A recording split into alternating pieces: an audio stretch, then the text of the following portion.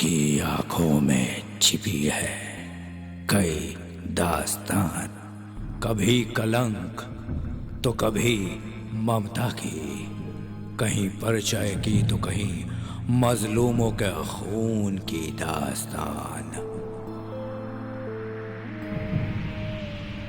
एक भाई की मजबूरी, एक बहन के आंसुओं की दास्तान, अनजाने में की गई बदसलूकी की दास्तान।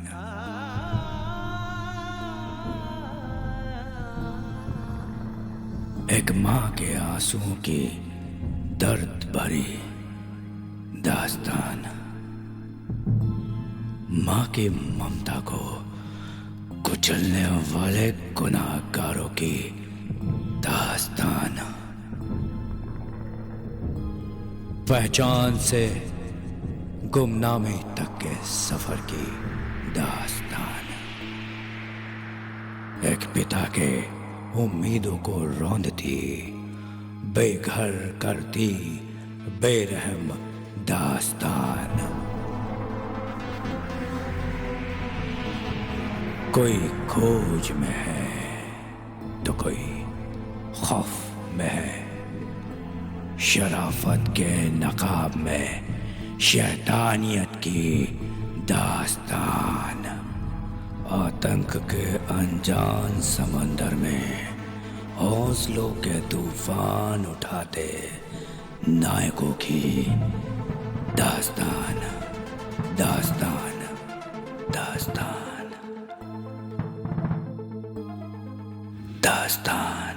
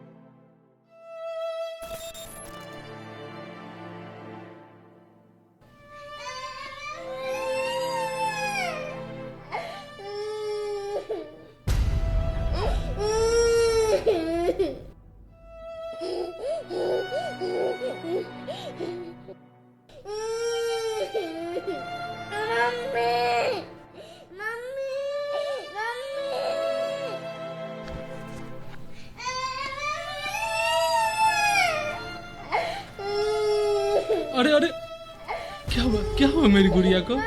मेरी गुड़िया को क्या हुआ? मेरी गुड़िया को रोटी खा लो गुड़िया। छोटे, इसे बहुत तेज बुखार है। क्या? बहुत तेज बुखार है इसे। ठंड के चलते हुआ है भैया, तुम जाकर दवाई ले आओ। छोटी, तुम्हारे गुल्लक में कुछ पैसे है क्या? मेरे पास फुट्टी कौड़ी भी नहीं है बहन। बाबूजी के श्राद्ध के बाद सिर्फ 50 रुपए बचे हैं पूरे घर में।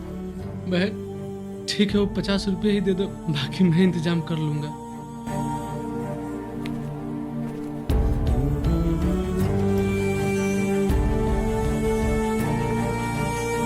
ये लो भैया, और जल्दी से जाके दवाई ले आओ।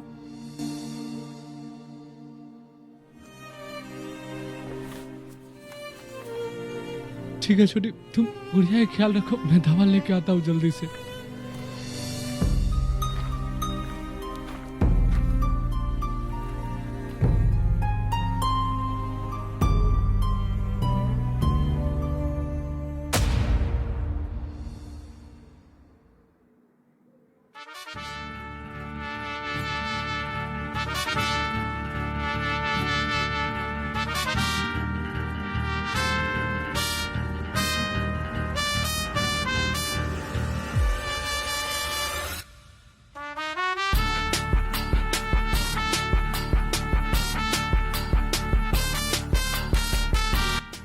ये लीजिए साहब, स्पेशल वाली चाय आपकी, मलाई मार के बनाई साहब।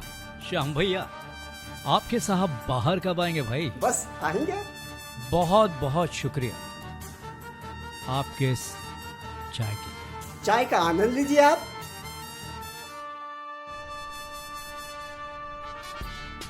क्यों भाई, 2 मिनट भी रुका नहीं गया? मेरे बगैर ही चाय शुरू हो गई। नो ऑफेंस डॉक्टर साहब, इस कड़ाके के ठंड में आपसे ज्यादा इंपॉर्टेंट मेरे लिए चाय है। अरे यार, मैं तो बस मजाक कर रहा था। पियो पियो। वैसे अरोड़ा मिसिंग केस की जांच कहां तक पहुंची? हाई प्रोफाइल केसेस इतनी आसानी से थोड़ी बढ़ते हैं, आपको तो बेटर पता है। वैसे आप किसी से मिलवाने वाले थे, चलिए चलते हैं, देरी हो रही है।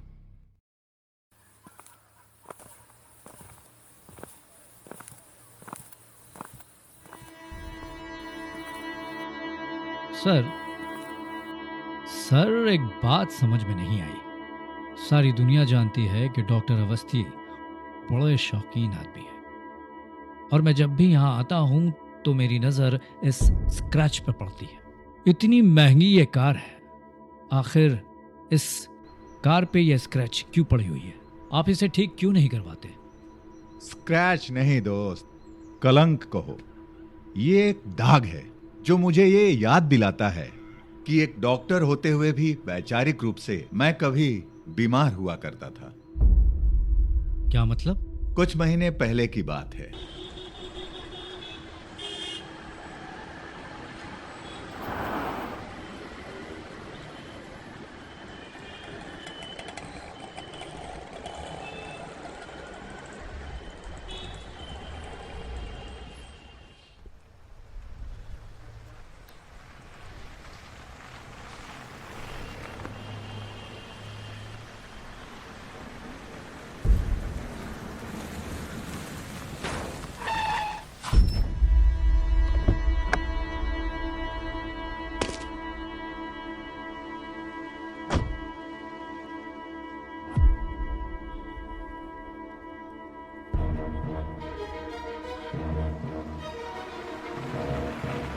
बीच सड़क पर कंबल डालकर बैठा है, आती जाती गाड़ियों पर पत्थर मार रहा है बेवकूफ। अगर मरने का इतना ही शौक है तो बीच सड़क पर जाकर लेट जाना।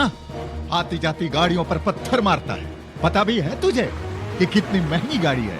अगर तू 7 जन्म भी लेगा ना तो ऐसी गाड़ी नहीं खरीद सकता, और बर्बाद करता है। तेरी तो साहब आप चाहे तो मुझे मार लीजिएगा साहब, लेकिन मेरी एक और बात सुन लीजिए साहब। मैं आपके कार पे जानबूझ के पत्थर मारा ताकि आप कार से उतर के मेरे पास आओ। पिछले 1-1.5 घंटा से मैं यहाँ से आते जाते बहुत से लोगों को रोकने की कोशिश कर रहा हूँ, हाथ दिखाया, मदद की भीख मांगी, लेकिन कोई नहीं रुका साहब, इसलिए मैं जानबूझ के पत्थर मारा मैं। अरे लेकिन भीख मांगना ही क्यों है? नौजवान लड़का है, जाकर कहीं काम कर। नहीं साहब, मैं खाने के लिए भीख नहीं मांग रहा हूँ साहब, मैं मजबूर हूँ, मैं लंगड़ा हूँ साहब। कुछ महीना पहले एक्सीडेंट में साहब मेरे दोनों पैर चले गए साहब।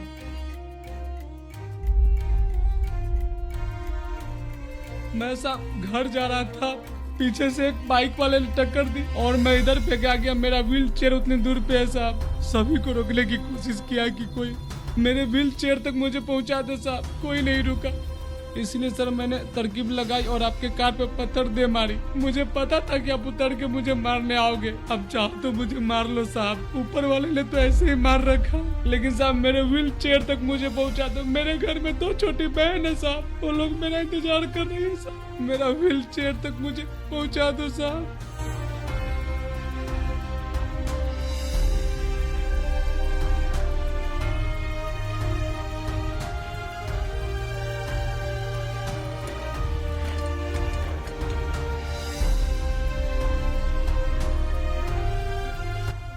धन्यवाद साहब।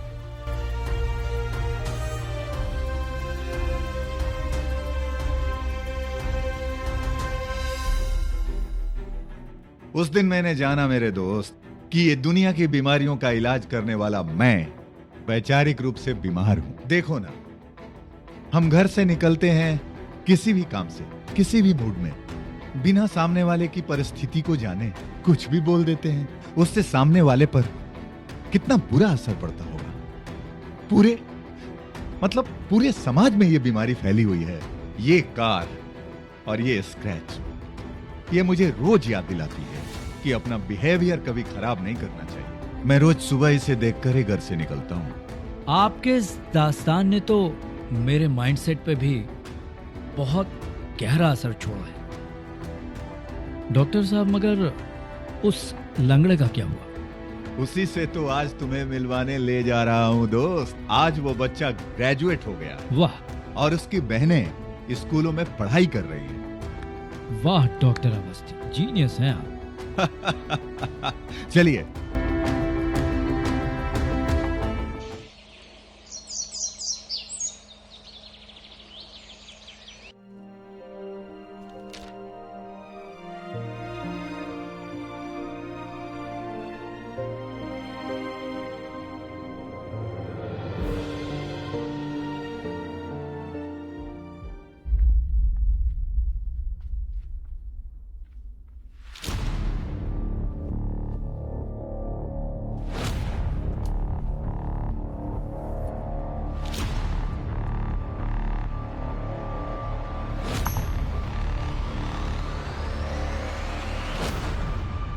इतनी ठंड है, घर के नौकर नौकरानियों को गर्म कपड़े तो दिया करो यार, वो भी इंसान है। नौकर नौकरानी मतलब? अरे ये जो कानी चाची हैं। पलक, ये मेरी माँ है। उप्स, सॉरी। बोलने से पहले 2 बार सोच लिया करो। तो मिस्टर श्रीकांत, माँ को माँ जैसा रखा करो। चाय तो मेरी ये दोस्त भी बना सकती है और तुम भी बना सकते हो।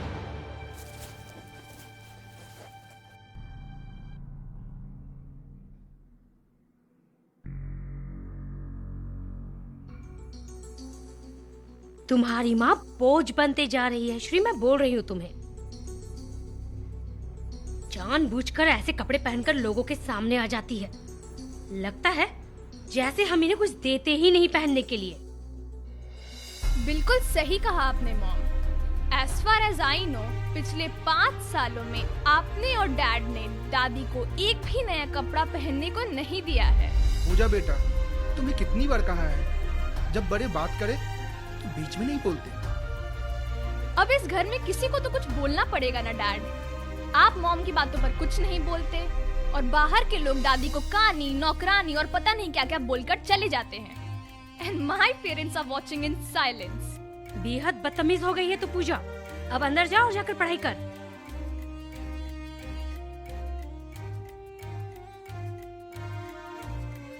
दादी की चेली हो गई है एकदम।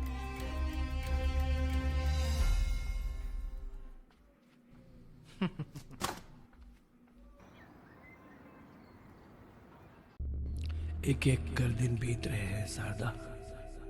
एक अंदेशा है मुझे कि शायद इस घर में मैं ज्यादा दिन का मेहमान नहीं हूं। तुम्हारे जाने के बाद मानो एक एक कर सब कुछ छूटने लगा मेरे हाथों से। वो मंच पर डॉक्टर अरोड़ा को सम्मानित करते लोग, वो यादें, कुछ अपने, कुछ रिश्ते। इन 4 दीवारियों के अंदर रोज एक घुटन सी होती है। दिल करता है सब कुछ छोड़ छाड़ के चला जाऊं, मगर दूसरे ही पल याद आता है राज। इसके अलावा क्या ही बचा है मेरी जिंदगी में। नहीं पता कैसे मेरे आंखों का सितारा, मेरा बड़ा बेटा गायब हो गया। आज 2 साल पूरे हो गए। पुलिस को उसकी लाश अब तक नहीं मिली। घर के सभी लोगों ने उसे मरा हुआ मान लिया है।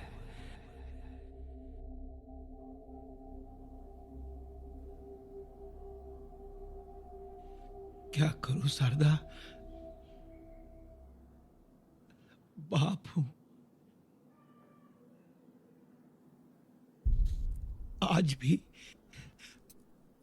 उसे देखने को दिल तरसता है।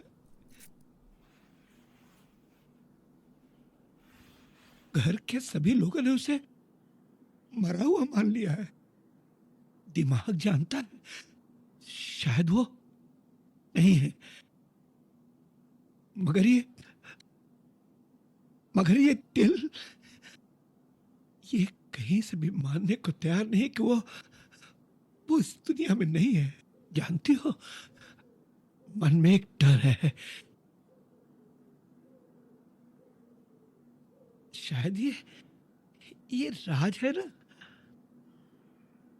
ये मुझे अपने साथ ज्यादा दिनों तक रख नहीं पाएगा।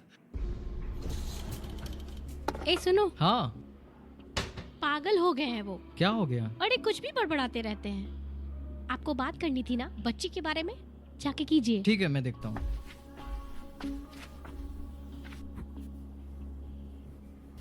बाबूजी। अरे राज,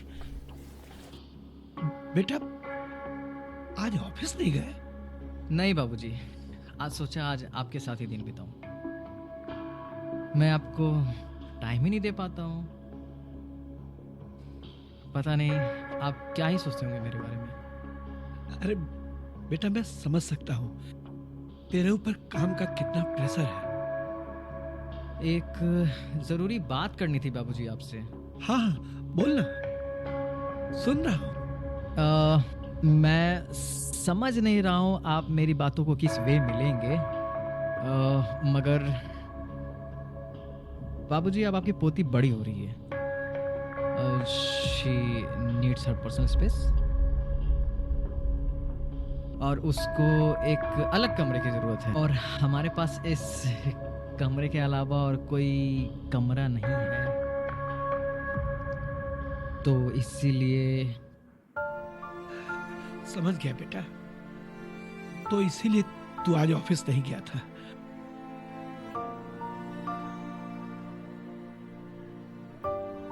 कोई बात नहीं बेटा, मैं ड्राइंग रूम में मैनेज कर लूंगा।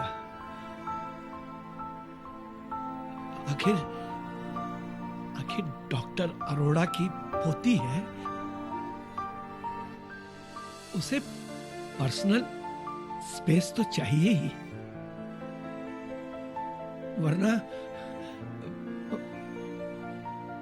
पढ़ेगी कैसे?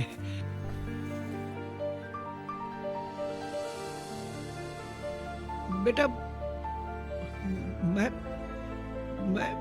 मैं उस बाहर वाले कमरे में एडजस्ट कर लूंगा।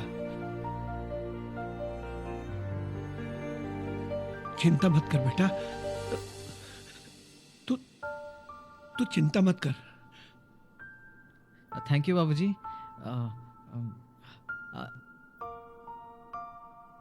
बाबूजी मुझे कुछ काम याद आ गया, मैं हो के आता हूँ।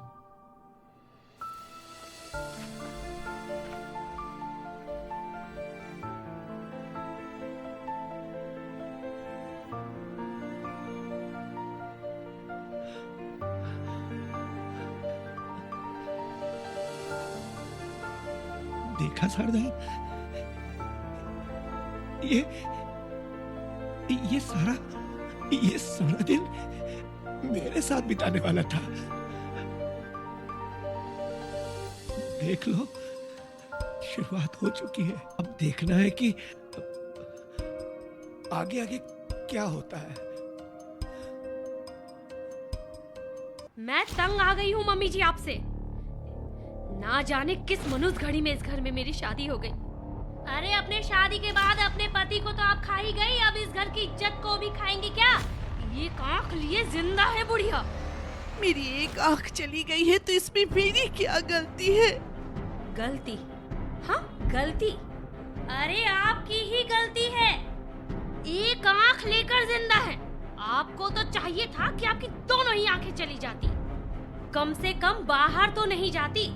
आपको कोई देखता नहीं, कोई पहचानता नहीं। अरे बाहर जाइए, बाहर जाकर देखिए कि सारा मोहल्ला क्या कहता है। ये देखो कहानी का बेटा, ये देखो कहानी की बहू। अरे खुद की तो कोई इज्जत नहीं है, हमारी तो छोड़ दीजिए। तुझे क्या पता बेटा इस आँख की सच्चाई? जिस दिन पता चलेगा ये तू बोल नहीं पाएगी। प्लीज हाँ, आज जोड़ती हूँ आपके आगे, अपना ये ड्रामा बंद कीजिए। तो कुछ इंतजाम करना ही होगा मुझे आपका। आने दीजिए आज अपने बेटे को। बेटा तू चाहे तो मुझे मार ले, मगर इस उम्र में मुझे अलग मत कर। मैं मर जाऊंगी, जीते जी मर जाऊंगी।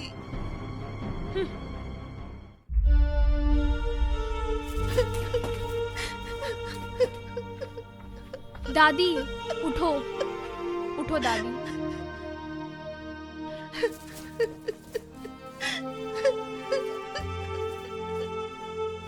बैठो, बैठो दादी।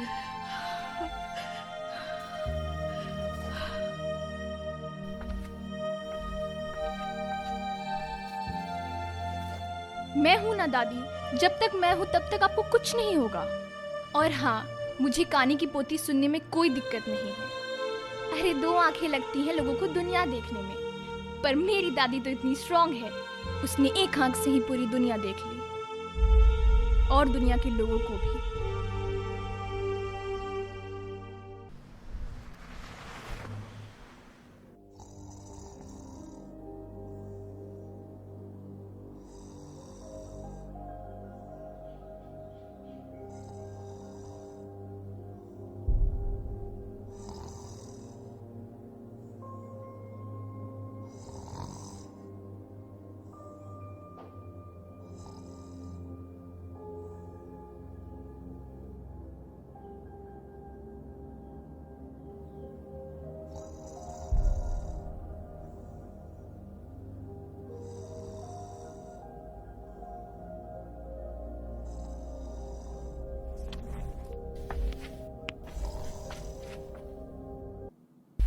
आपको कोई शर्म लिहाज है कि नहीं? क्या हुआ बेटा? क्या हुआ? इज्जत का फालूदा हुआ है, मिट्टी में मिल गई इज्जत। मतलब हुआ क्या है? मतलब आपको पता था वो कौन है? वो मेरे ऑफिस के सीनियर थे। अब वो बाहर जाके क्या बोलेगा कि राज के घर गया था और उसका बाप खर्राटे मार के सो रहा था। आप भूल रहे हैं कि ये आपका बेडरूम नहीं है, ये ड्राइंग रूम है। जब चाहे सो गए, जब चाहे आत्माओं से बात करने लगे पागलों की तरह। आत्मा? कहना क्या चाहता है? हाँ, माँ और भैया की आत्मा। आज माँ है वो तेरी? हाँ हाँ, माँ है वो मेरी। माँ अब इस दुनिया में नहीं है बाबूजी। आप पागल हो चुके हैं, दिन रात आत्माओं से बात करते हैं, समझे? तू अपने बड़े भाई की बात कर रहा है, और बड़ा भाई बाप के समान होता है। अरे तू क्या समझेगा बड़े भाई का मोल? तू रिश्तों का मोल क्या समझेगा? बाबूजी, आप पागल हो चुके हैं। वक्त के दीमक ने ना आपके भेजे को खोखला कर दिया है। तो मरे हुए लोगों की बात करते रहते हैं आप, अपने आप में बड़बड़ाते रहते हैं। अच्छा हुआ माँ चली गई, वरना आज आपके वजह से ना उसको बहुत भोगना पड़ता। राज, चला जा यहाँ से, इससे पहले कि मैं भूल जाऊं कि तू भी एक बाप है। मेरी नजरों से दूर हो जा, दूर हो जा मेरी नजरों से।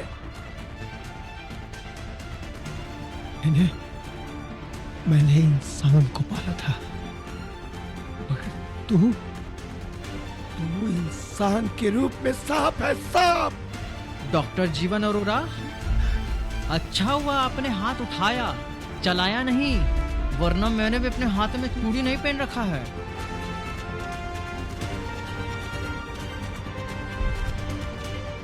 आपका बड़ा बेटा पागल था, लोगों को अमर करने चला था।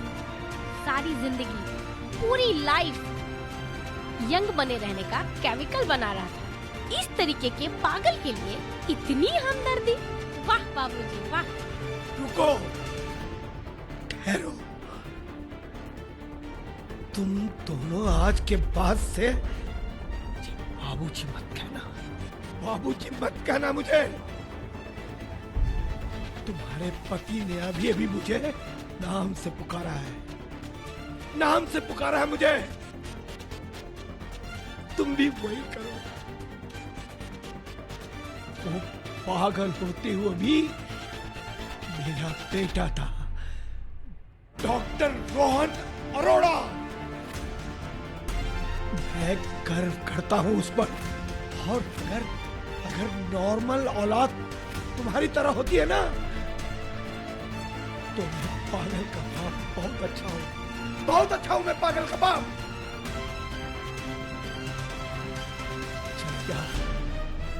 चले जाओ मेरी नजरों के सामने से, चले जाओ, दूर हो जाओ।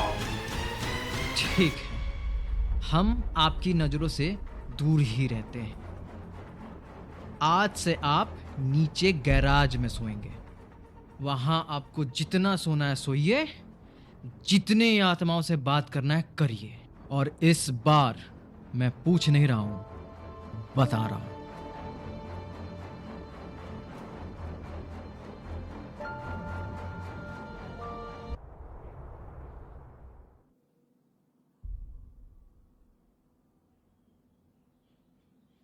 तुमने क्या सोचा है? किस बारे में? Are you serious Shri? Clear बोलो ना। मैं सोच रही हूँ कि वो गांव का जो छोटा सा घर खाली पड़ा है वहाँ माँ को भेज देते हैं। सर पे चोट वोट लगी है क्या तुम्हारे? I am not joking Shri. माँ इस घर से कहीं नहीं जाएगी Juhi. This is out of question. Srikant, मैं सीरियसली बता रही हूँ, मेरे हाथों कुछ हो जाएगा। अरे जब भी घर से बाहर जाती हूँ, कहानी की बहू सभी लोग कहते हैं रास्ते में। I am fed up of this. So what, मुझे भी बोलते हैं। इवन मैं तो बचपन से सुनता आ रहा हूँ। मॉम को हैबिट नहीं है ना डैड, न नानू अंधे हैं न नानी कानी है। पूजा, बिहेव? सीरियसली मॉम, आप बिहेवियर सिखा रही हैं? तो फिर शाम में आपने जो दादी के साथ किया वो कौन सा बिहेवियर था? क्या मतलब? क्या हुआ था शाम में? Pooja, I want you shut up. Like who cares mom? आप मुझसे क्यों ही एक्सपेक्ट करती हैं कि आप दादी के साथ जैसे चाहे वैसे मिसबिहेव कर सकती हैं, मगर आपकी बेटी आपके साथ जब बदतमीजी करे तो आपको प्रॉब्लम क्यों हो रही है मॉम? मैं तो वही कर रही हूँ ना जो आपको देखकर सीख रही हूँ। बड़ों से तो ऐसे ही बात करते हैं ना। पूजा बेटा, क्या हुआ है बताओ मुझे। आज शाम जब मैं कोचिंग से घर लौटी तो मैंने देखा दादी रो रही हैं और मॉम उन्हें बोल रही हैं कि मम्मी जी, आप अपने पति को तो एक्सीडेंट में खा ही गई, पर उसी में आपकी दोनों आंखें भी चली जानी चाहिए थी। एक आंख लेकर क्यों जिंदा? दादी लिटरली रोती गई और रोते रोते जमीन पर गिर गई। No no no no, that makes no sense Juhi. ये तुमने ठीक नहीं किया। तुम्हारे सास की एक आंख नहीं है तो लोग तुम्हें चिढ़ाते हैं, इसलिए तुमने उनका इतना इंसल्ट किया। तुम्हारी भी एक औलाद है, तुम्हारे साथ भी कुछ हो सकता है। फ्यूचर के लिए रेडी रहना।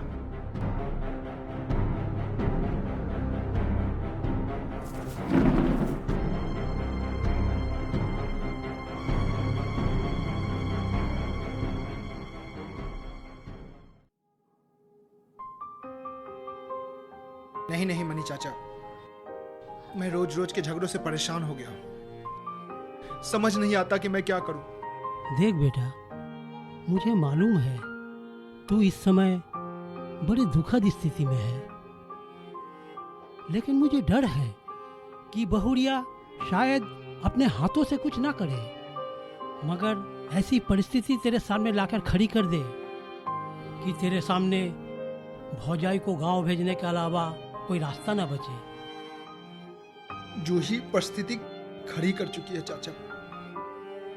फिलहाल तो मुझे इस बात का डर है कि मैं दिन भर ऑफिस में और माँ को सपोर्ट करने वाली पूजा स्कूल और फिर कोचिंग में। भगवान न करे कि जूही अपना आपा खो दे और माँ को कुछ कर दे। अगर जूही ने माँ को कुछ किया ना चाचा, तो मैं उसे पुलिस के हवाले कर दूंगा। पूजा अकेली हो जाएगी, मेरा पूरा परिवार बिखर जाएगा चाचा।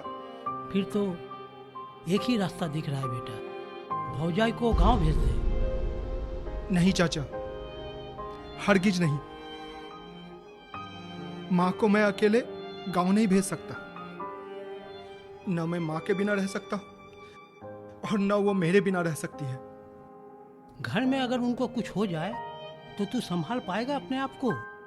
मेरी मान, भौजाई को गांव भेज दे।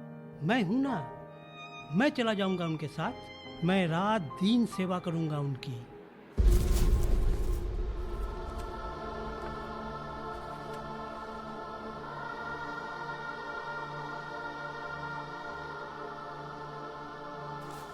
अजीब से रिश्ते हैं ना चाचा।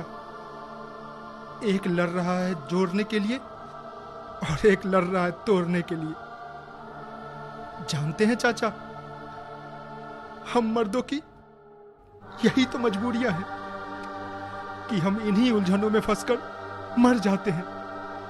बचपन में किताबों के बोझ तले, जवानी में नौकरी के बोझ तले, और फिर रिश्तों के बीच में पिसते पिसते लाश बन जाते हैं। कब जिंदगी शुरू कब खत्म पता ही नहीं चलता चाचा।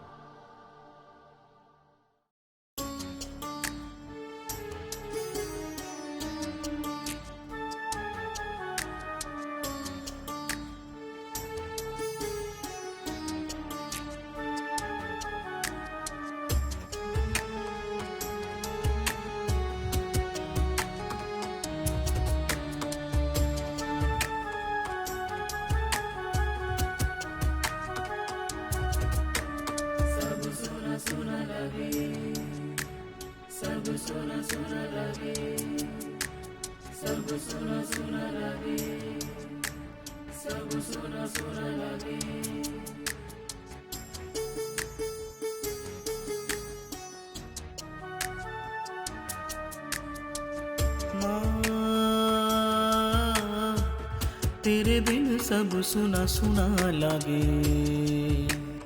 माँ तेरे बिन सब सुना सुना लागे। तेरे प्यार के बिना माँ हर खुशी अधूरी सी लागे। तेरी मुस्कुराहट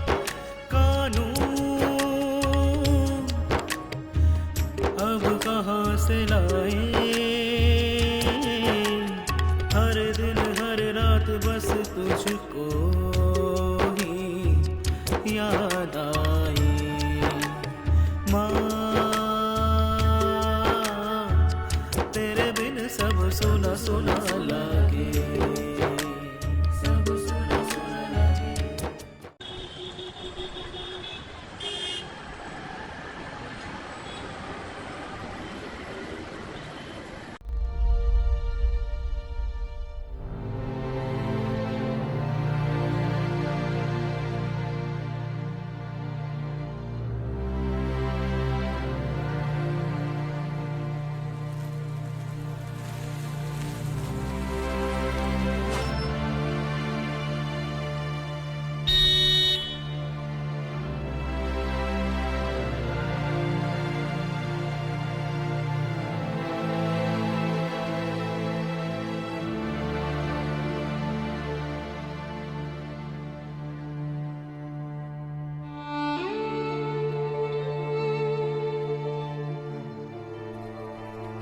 दादू दादू दादू, ये लो मिठाई, हमारी नई कार आई है।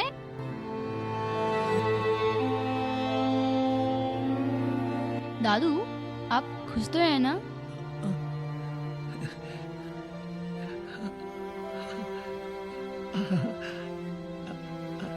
अनन्या, चलो अपने रूम में जाओ, पढ़ाई करो, चलो।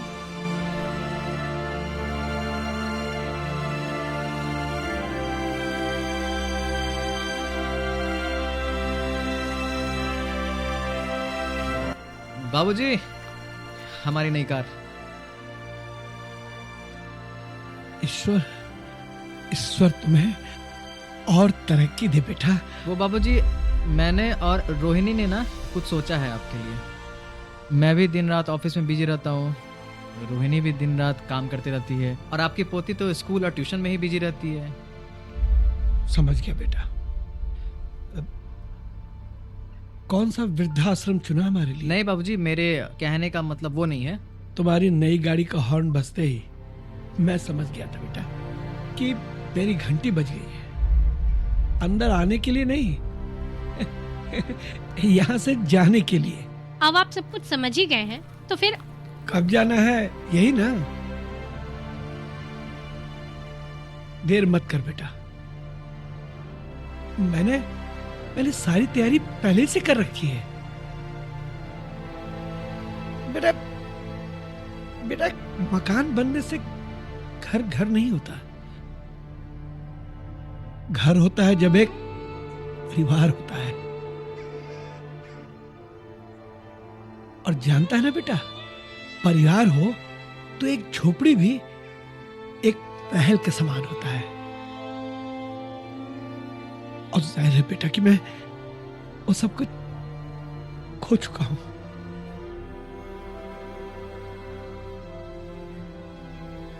वो बेटा, मैंने अपनी जिंदगी में जो भूल की है ना, वो भूल तू कभी मत करना। अपनी बेटी को ऐसे शिक्षा देना बेटा कि वो बुढ़ापे में हमेशा तेरे साथ रहे।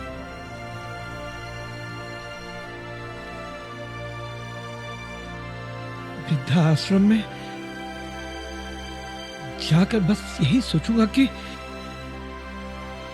तेरी परवरिश में कहां मुझसे चूक हो गई।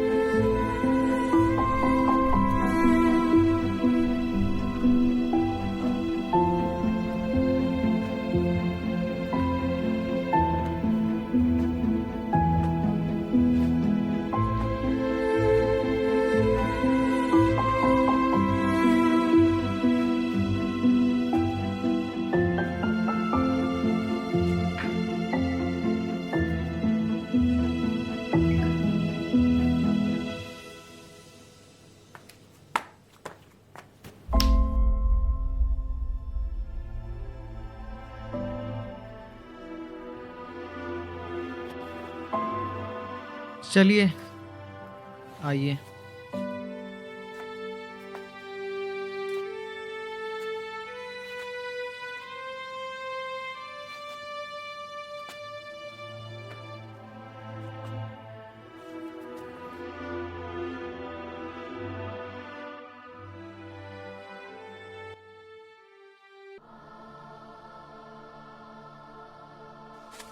हाँ हाँ ठीक है। अरे भौजाई, ये लो श्रीकांत बाबा का फोन है। माँ, श्री, कैसा है रे बेटा? मैं ठीक नहीं हूँ माँ, मैं ठीक नहीं हूँ। तेरे गोद में सर रखना है माँ। तेरी बहुत याद आती है माँ। तेरा प्यार, तेरा दुलार बहुत मिस करता हूँ माँ, बहुत मिस करता हूँ। अरे बेटा, तू देखना जल्दी ही आएगा मेरे पास। मैं भी तेरे बिना कहाँ जी पा रही हूँ। तू आएगा ना बेटा मुझे देखने? मैं आऊंगा माँ, तेरे पास आऊंगा। आज समझ आ रहा है माँ, तेरे सिवा मेरा कोई नहीं है माँ। सब रिश्ते झूठे हैं माँ, तू और तेरा प्यार ही सच्चा है माँ। बेकार में मुझे रुला रहा है। पूजा कैसी है? जूही कैसी है? अच्छी है माँ, तेरी लाडली अच्छी है। तेरे बिना एकदम मायूस हो गई है, और जूही की तो जान छूटी माँ। अच्छा माँ, अब मैं रखता हूँ। ठीक है बेटा।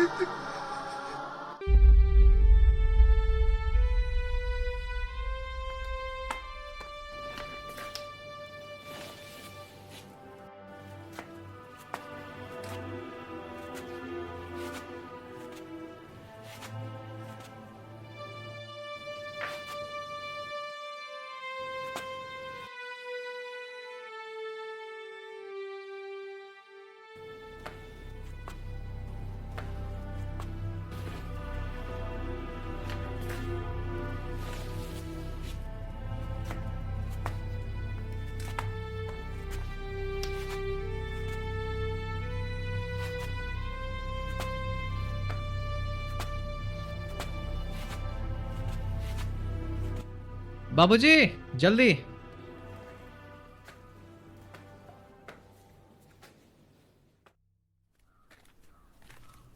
शंभू जी। अरे आपने ही फोन हाँ किया जी, था हाँ क्या? जी। वो बाबूजी। ठीक है, तो आप फॉर्म फिलअप कर दीजिए, अब बाकी मैं देख लूंगा। मैं फॉर्म फिल करके आ रहा हूँ। अरे डॉक्टर अरोड़ा,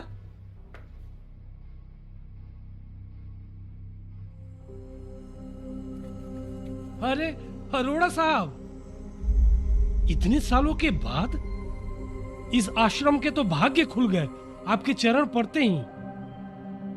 शंभू जी, आप तो बूढ़े हो गए भाई।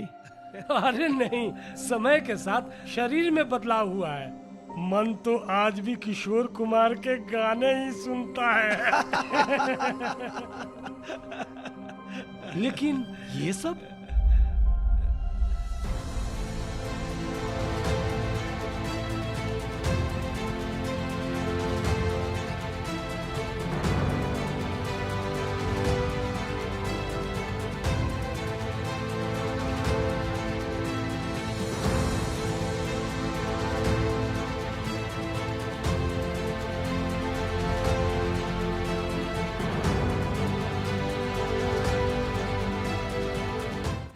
लेकिन अभी तक आपकी आंखों में आंसू क्यों नहीं आए?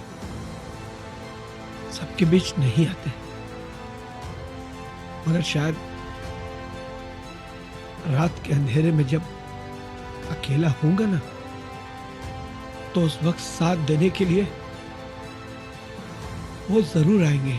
अरोड़ा साहब, अब आपको एक पल के लिए भी एहसास नहीं होगा कि आप यहाँ अकेले हैं। अब यहाँ आपको एक नए परिवार से मिलवाते हैं।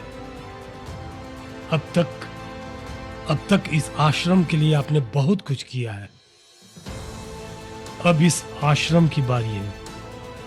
रमेश साहब का सामान अंदर ले जाओ और इनको इनका कमरा दिखाओ। मुझे मालूम है कि मुझे कौन से कमरे में जाना है।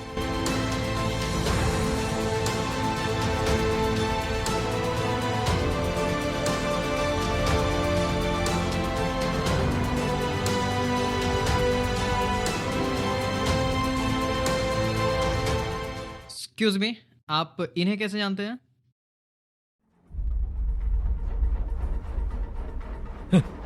इनका परिचय तुम्हारे समझ से परे है। कौन सा परिचय दूं? एक बाप का या एक साइंटिस्ट का? देखिए, आप बातों को गोल गोल मत घुमाइए, सीधे सीधे बताइए। फॉर्म फिलअप कर दिया? हाँ जी, कर दिया, देख लीजिए। उसकी जरूरत नहीं है बच्चे। इतिहास अपने आप को दोहराता है, ये मैंने सुना था सिर्फ, आज देख भी रहा हूं। जिस तरह से तुमने ये फॉर्म फिलअप किया है ना, आज से 30 साल पहले ऐसे ही एक आदमी अपने बड़े बेटे के साथ आया था और एक अनाथ बच्चे को गोद लिया था। और वो इंसान था ये डॉक्टर जीवन अरोड़ा। एक फॉर्म फिल करके एक अनाथ को यहां से ले गया, एक फॉर्म फिल करके एक को अनाथ बना गया। हे ऊपर वाले, ये तूने कैसा खेल रचाया? अपने ही बेटे के घर बाप पनाह न पाया। इसका मतलब मैं ही वो हाँ, तुम, सिर्फ तुम। और तुम्हारी जानकारी के लिए बता दूं कि ये जमीन, ये आश्रम, यहाँ का सब कुछ डॉक्टर अरोड़ा की ही देन है। ऐसा है कि आश्रम बंद होने का समय हो गया है, अब तुम जा सकते हो। आउट। देखिए, आप तमीज से बात कीजिए। I said out, out.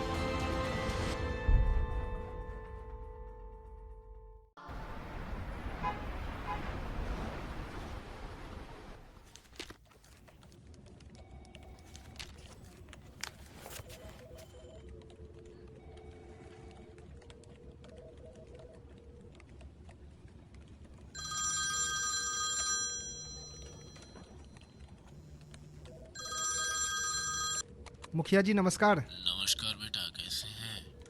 ठीक है मुखिया जी, आप कैसे हैं? मैं ठीक हूँ बेटा, मगर गांव ठीक नहीं है। क्या हुआ मुखिया जी? बहुत बड़ी समस्या है। कुछ दिनों से गांव में लोग लगातार गायब हो रहे हैं। गायब हो रहे हैं? हाँ बेटा, किसी का कुछ पता नहीं चल पा रहा है। हमें तुम्हारी जरूरत है बेटा। अच्छा मुखिया जी, मैं 1-2 दिन में कुछ करता हूँ, मैं आने की कोशिश करता हूँ मुखिया जी। ठीक है मुखिया जी, नमस्कार।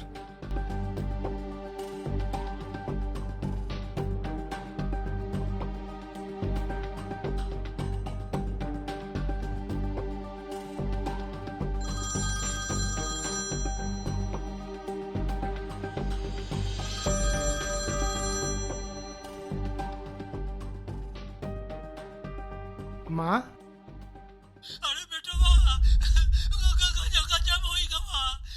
भौजाई चल गई ने हम लोगन के छोड़ के।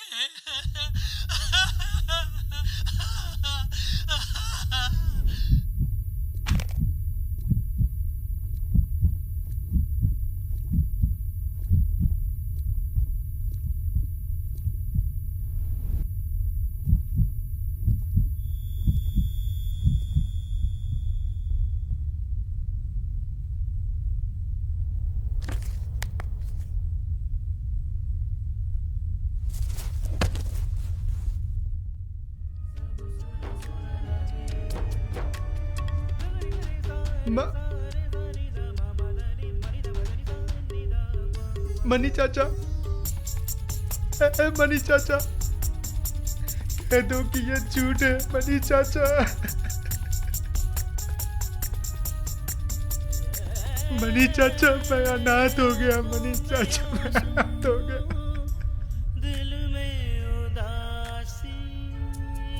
उसने मेरी माँ को छीन लिया मनी चाचा, उसने मेरी माँ को छीन लिया।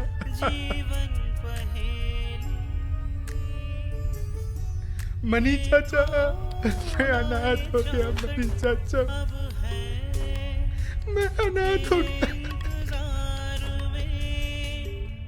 माँ तू चली गई, पर मैं हूँ तेरे प्यार में।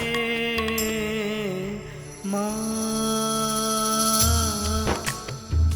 तेरे बिन सब सुना सुना लागे। माँ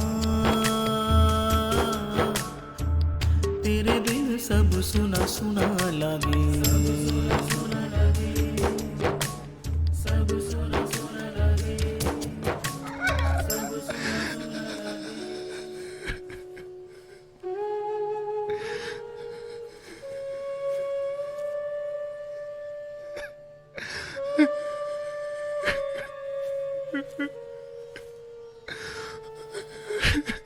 खुद को संभालो श्रीकांत। ये हम सभी की जिंदगी की ऐसी सच्चाई है जिससे कोई मुंह नहीं मोड़ सकता। तुमने जो खोया है उसे कोई वापस नहीं लौटा सकता, मगर मैं तुम्हारी तकलीफ समझ सकता हूं।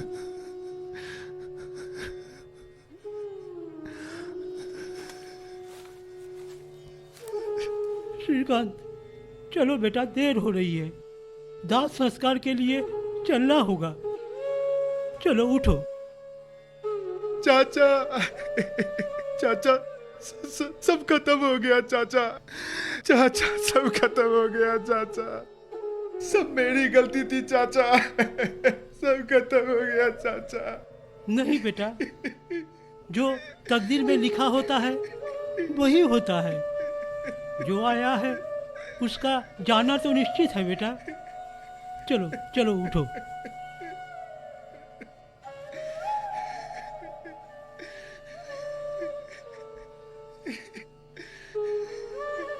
अगर ये ना होती तो मैं ना होता।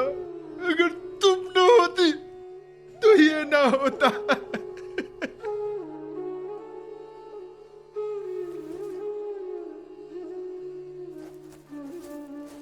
ये कोना ये चौखट अब है तेरे इंतजार में। माँ तू चली गई पर मैं हूँ तेरे प्यार में। माँ तेरे बिन सब सुना सुना लागे।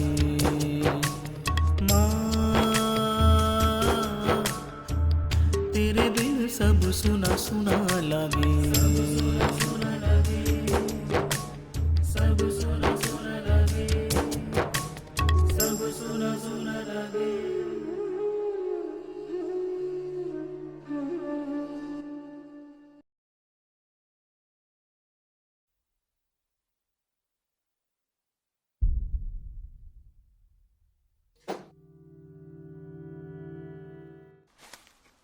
चलो ना।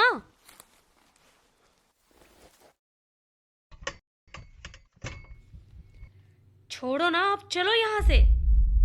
जहां खड़ी हो चुपचाप खड़ी रहो।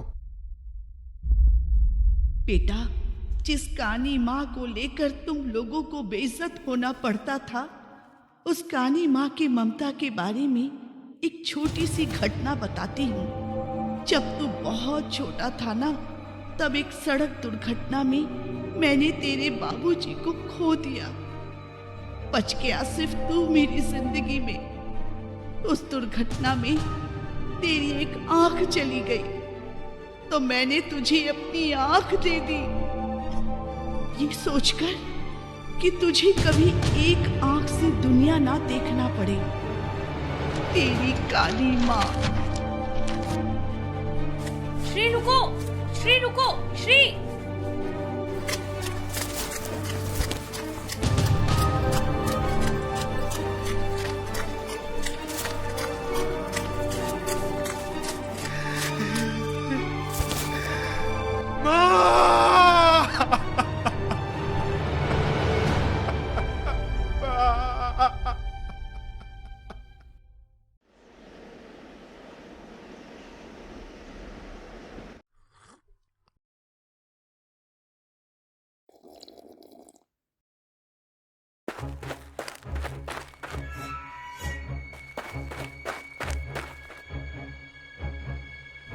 थैंक गॉड बरधान, तुम घर पे हो। अरे आराम से भाई, इतनी जल्दबाजी में क्यों हो? श्रीकांत, मैं तो पुलिस स्टेशन के लिए निकल रहा हूँ। तुम्हारा पुलिस स्टेशन जाने से ज्यादा इम्पोर्टेंट है ये। क्या हुआ यार, तुम इतने ज्यादा परेशान दिख रहे हो, बात क्या है? बताता हूँ, सब बताता हूँ। ये लो।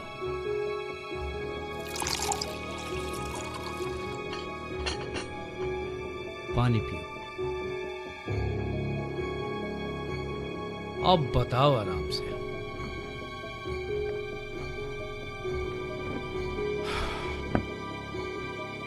माँ के निधन से पहले की बात है। गांव से मुझे मुखिया जी का कॉल आया था। उन्होंने कहा कि गांव में एक एक कर लोग गायब हो रहे हैं। लगभग कुल मिलाकर 10 लोग गायब हो चुके हैं और पिछले एक सप्ताह में तो 5 और लोग गायब हो चुके हैं। मैं एक सोशल वर्कर हूँ। मैंने सोचा कि मैं जाकर इसका पता लगाता हूँ, लेकिन मैं गांव पहुंचा भी तो ऐसे समय में जब माँ मुझे छोड़कर जा रही थी और जब मैं क्रियाक्रम खत्म करके गांव से लौट रहा था तो जंगल से एक आदमखोर टाइप का आदमी नुकीली धारदार हथियार लेकर मेरे पीछे पड़ गया। मैं किसी तरह से जान बचाकर वहां से भागा हूं। मैं तुम्हारे सामने हाथ जोड़ता हूं भाई, मुझे मदद की आवश्यकता है। आहा श्रीकांत, ये भी कोई कहने की बात है?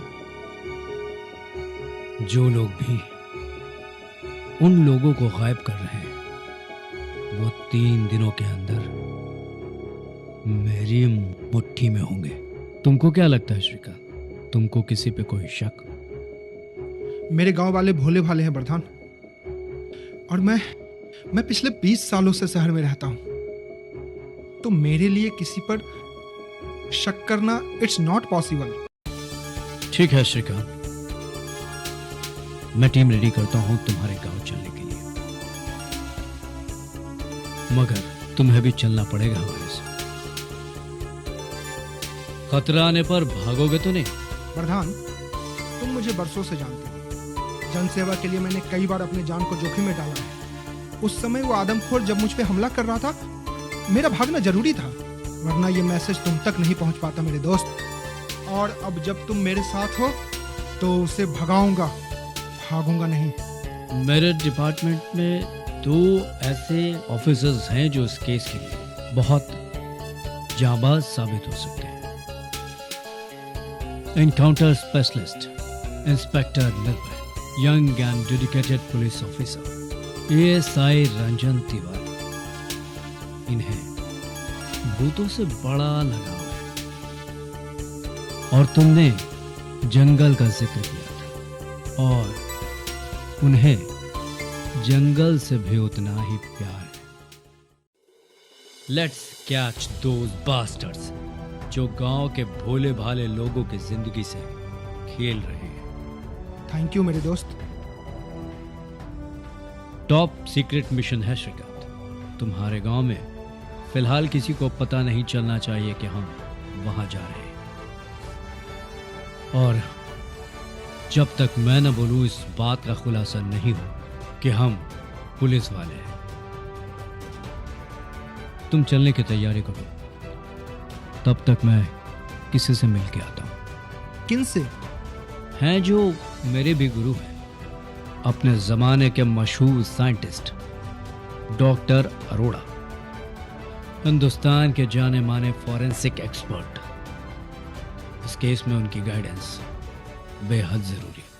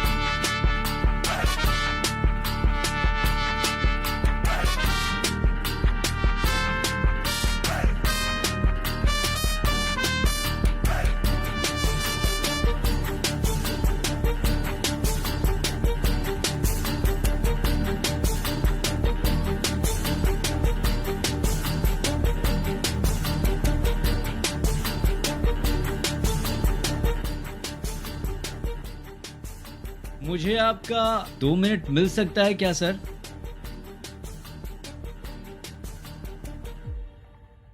अरे इंस्पेक्टर वरदान? नहीं सर, बस आपका स्टूडेंट अभिनव। मगर दुनिया तो तुम्हें इंस्पेक्टर वरदान कहती है, सुपर कॉप। ऐसा नहीं है सर। बोलने दो मुझे। ये नाम लेते हुए मुझे गर्व का अनुभव होता है। आओ चलकर बैठ के बातें करते हैं।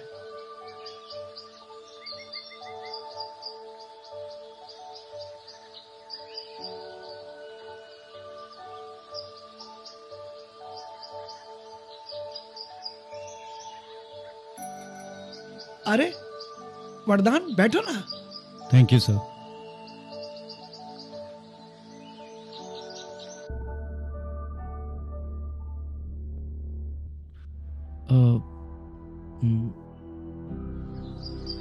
मुझे सब कुछ पता चला सर। मैं बहुत दुखी हूं सर। मेरा भी कोई नहीं है सर। आप मेरे साथ मेरे घर चलिए। मुझे बाप की कमी पूरी हो जाएगी और आपको बेटे की। नहीं बेटे, मैं यही ठीक हूं। आश्रम के बच्चों को पढ़ाता हूं तो मन तृप्त हो जाता है, और यहाँ के बूढ़े बुजुर्गों के साथ खेलता हूं, कूदता हूं, बहुत अच्छा लगता है मुझे। और अब तो ये आश्रम मेरे लिए पूरा परिवार बन चुका है। हाँ, छोड़ो इन सब बातों को। वर्दी में आए हो, यूं ही नहीं आए होगे। जरूर कोई बात है, कुछ दुविधा में भी हो। बताओ क्या बात है? सर, एक गांव से कॉल आया था। वहां लोग लगातार गायब हो रहे हैं। ना लाशें मिल रही हैं और ना ही कुछ पता चल रहा है। मैं टीम लेके इन्वेस्टिगेशन के लिए निकल रहा हूं। अगर मुझे जरूरत पड़ी तो मैं आपको डिस्टर्ब करूं, if you don't mind. Never mind. Culprit को पकड़ो, सजा दिलवाओ। All the best sir.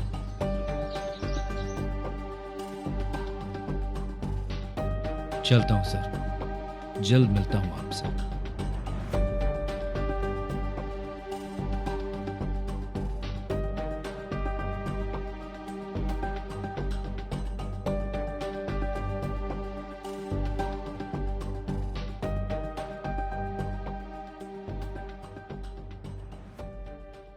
So officers, let's take a quick guide to our mission. किसी के पास कोई एक्स्ट्रा हथियार?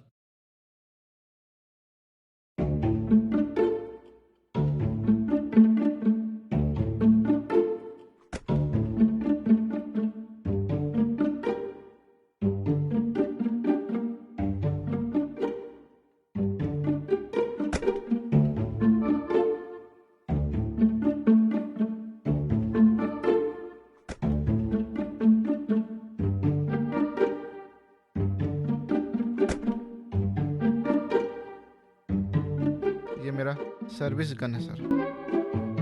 कितने राउंड्स हैं आपके पास? 40 राउंड सर। ठीक है, रख लीजिए।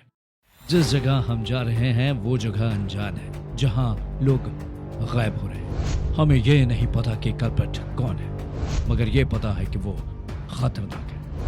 हमें ये नहीं पता कि वो कितने सारे हो सकते हैं, मगर ये पता है कि बहुत सारे हो सकते हैं। हमें ये नहीं पता कि उनके पास कैसे हथियार हो सकते हैं। हमें ये पता है कि उनके पास हमसे बेहतर हथियार हो सकते हैं। हम लोग वहां 3 दिनों के लिए जाएंगे। सबसे पहले हमें गायब हुए लोगों को ढूंढना है। दूसरे दिन इन्वेस्टिगेशन करनी है और हाथ लगे सुरागों से तीसरे दिन कल्प्रिट को अरेस्ट करना है। इन केस अगर अपोजिट डायरेक्शन से हमारे ऊपर फायरिंग होती है तो आप जवाबी कार्रवाई कर सकते हैं, लेकिन ध्यान रहे पहली गोली हमारी तरफ से नहीं चलनी चाहिए। Am I clear? Sir. Then get your weapons and get ready for the mission. हम लोग वहां 2 गाड़ियों से जाएंगे, ऐसी गाड़ी जिसमें पुलिस की बैच ना लगी हो, ताकि लोगों को यह मालूम ना पड़ सके कि हम पुलिस वाले हैं। और इस बात को तब तक रिवील हम नहीं करेंगे जब तक मैं आप लोगों से न कहूं। What happened निर्भय? आप परेशान लग रहे हो। परेशानी नहीं है सर, पर पता नहीं मुझे ऐसा क्यों लग रहा है वो लोग बहुत सारे नहीं होंगे, क्योंकि 2-3 दिनों में एक लोग गायब हो रहे हैं। मुझे ऐसा लग रहा है ये किसी एक ही इंसान का काम है। दुआ करो कि तुम सही हो, इससे हमारे जिंदा लौटने के चांसेस बढ़ जाएंगे। वर्धान, तुम एक फेमस पुलिस ऑफिसर हो और आए दिन तुम्हारी तस्वीरें अखबारों में छपती रहती हैं। गांव के कुछ लोग तुम्हें पहचान सकते हैं अगर तुम अपने मूंछ पे थोड़ा काम करो तो। मेरे साथ रहकर तुम भी एक्सपर्ट होते जा रहे हो। ठीक है, मैं सोचता हूँ। हे भगवान, इस बार मुझे मिशन से जिंदा वापस ले आना। मेरी अभी शादी भी नहीं हुई है। क्यों भाई रंजन, ये क्या हो रहा है? सर को भी नहीं पता ऐसे ऐसे केस क्यों पसंद आते हैं। अरे वो सर, वो जंगल है। ऐसा भी तो हो सकता है कि लोगों को आत्माएं गायब कर रही हो। मैंने सुना है जंगल की आत्माएं बहुत ज्यादा शक्तिशाली होती हैं। क्यों भाई, सर तो कहते हैं भूतों से तुम्हें बड़ा ही लगाव है। अरे नहीं सर, मैं भूतों से बहुत ज्यादा डरता हूँ। प्रधान सर इसी बात का मजाक उड़ाते हैं और जानबूझकर मुझे ऐसे खतरनाक मिशन पर ले जाते हैं शहीद होने के लिए। सिर्फ नाम वरदान होने से क्या लगता है इनको अमरता का वरदान मिल गया क्या? एकदम टेढ़ा आदमी है वरदान। कुछ कहा तुमने? ये टेढ़ा आदमी सीधा कैसे हो गया? मतलब? मैं कह रहा हूँ कि सर मैं कितना भाग्यशाली हूँ कि आपके साथ शहीद होने का मौका मिल रहा है। क्या? मेरा मतलब है सर की सुपर डुपर हिट होने का मौका मिल रहा है। चलिए सर, चलिए चलिए। गाड़ी में बैठो।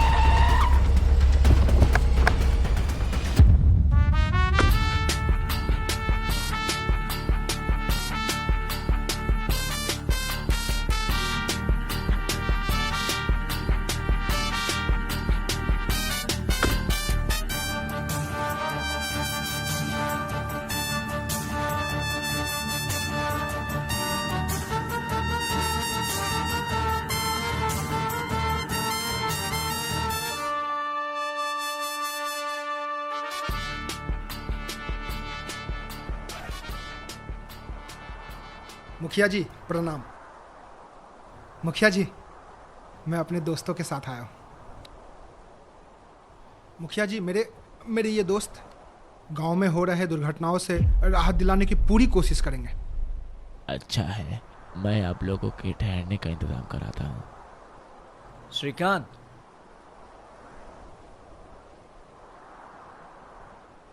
हमारी ट्रेनिंग कहती है कि इतनी आसानी से किसी पे भरोसा नहीं करना चाहिए। हे यू, इधर आओ।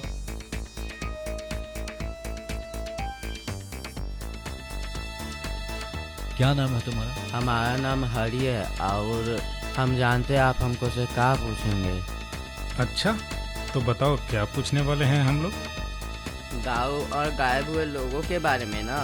एक जगह है जहाँ पे कोई नहीं जाता, ताकि जो जाता है वो लौट कर नहीं आता। उसका तो मानना है कि वहाँ भूत और प्रेत का भी वास है, ताकि वो जंगल है।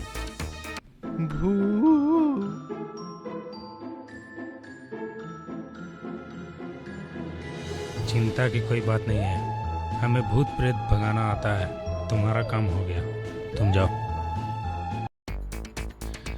सर, साफ साफ पता चल रहा है लोगों में डर का माहौल है। देखो प्रधान, गांव में ये एक अवधारणा होती है कि जो घने जंगल होते हैं उनमें भूत प्रेत का साया रहता है, और मुझे लग रहा है लोग इसका फायदा उठाकर अफवाह फैला रहे हो। तुम्हारा अंदाजा बिल्कुल सही है श्रीकांत। हम भी देखें जरा भूत दिखते कैसे हैं। सर मैं कुछ कहूँ? मैंने सुना है जंगल की आत्माओं की शक्ति 10 गुनी बढ़ जाती है, और तो वो दिन में भी निकल सकती है। ठीक है, तो फिर तुम जंगल का इन्वेस्टिगेशन अकेले करोगे। भूत प्रेत के बारे में हम लोगों से ज्यादा तुम्हें पता है।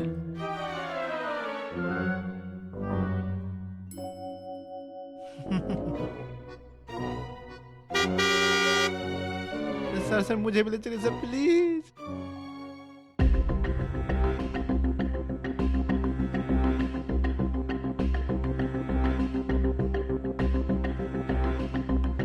Inspector Hemraj reporting sir. ये पास के थाने के सब इंस्पेक्टर हेमराज हैं सर, हमारे सपोर्ट के लिए आए हैं। मेरा अंदेशा है गांव में चलकर पूछताछ करना बेहद जरूरी है।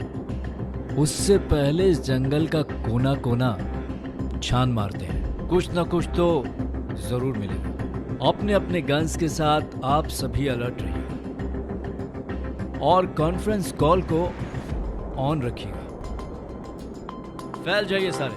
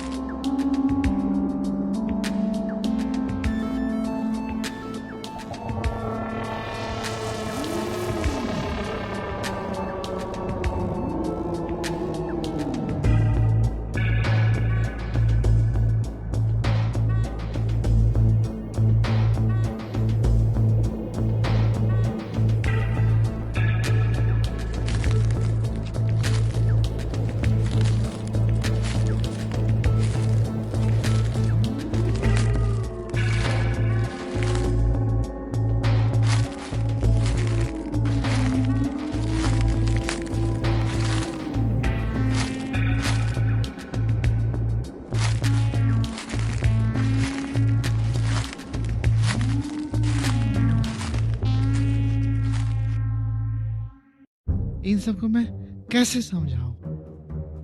ये भूत सब गन से नहीं डरते हैं।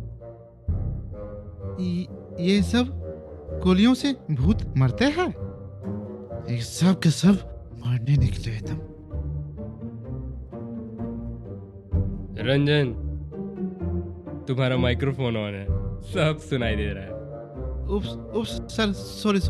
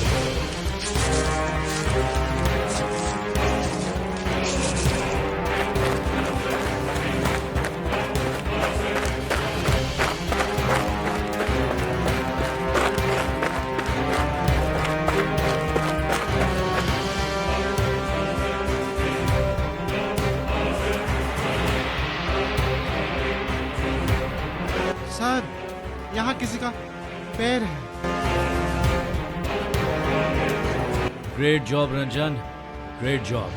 तुम उठो वहां से। Hemraj, just check it out. Sir.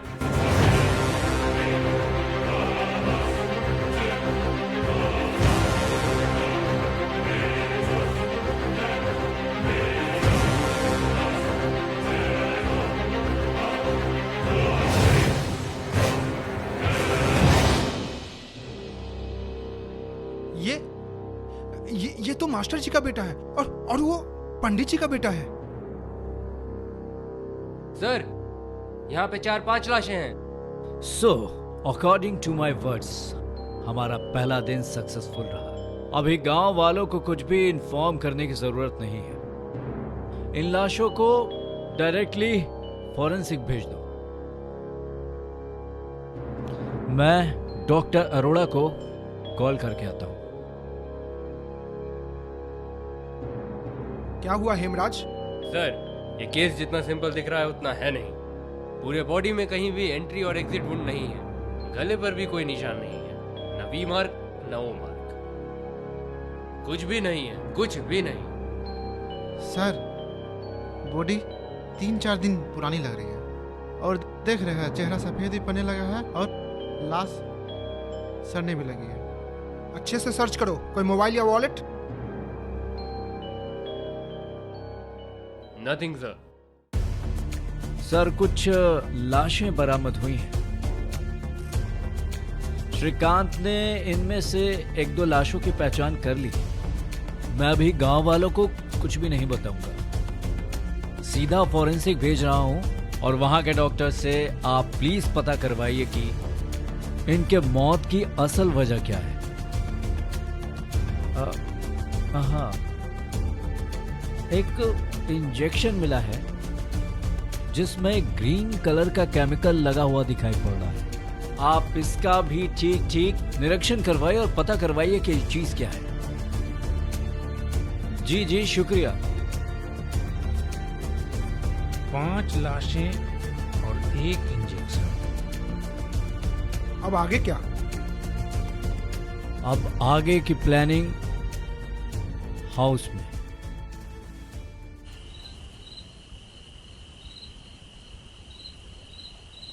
Body पे कोई खरोच के निशान नहीं, कोई मार्क नहीं, कोई एंट्री या एग्जिट वुंड नहीं। मिलता है तो बस एक केमिकल और 5 लाशें। इससे हम क्या साबित कर लेंगे श्रीकांत? सच पूछो तो मेरा भी दिमाग हिला हुआ वर्धान। तुम्हें क्या लगता है श्रीकांत? इतना तो तय है वर्धान, ये कोई नॉर्मल मर्डर केस नहीं है।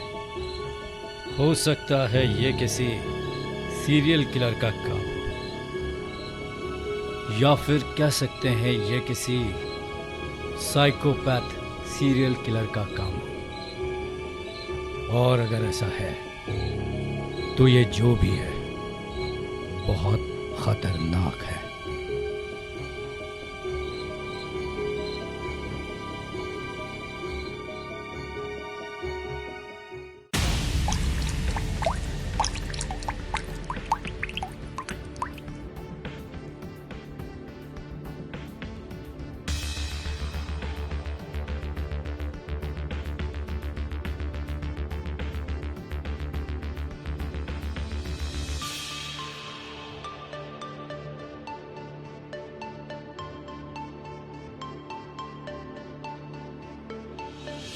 भूत प्रेत की अफवाहों की वजह से गांव के लोगों में डर फैल गया है। शायद इसीलिए कोई कभी जंगल की ओर गया ही नहीं। That make sense. That is the reason behind कि लाशें कभी किसी को मिली ही नहीं। क्राइम सीन पे लाशों का मिलना, केमिकल का मिलना, ये 100% किसी साइको किलर का ही काम है।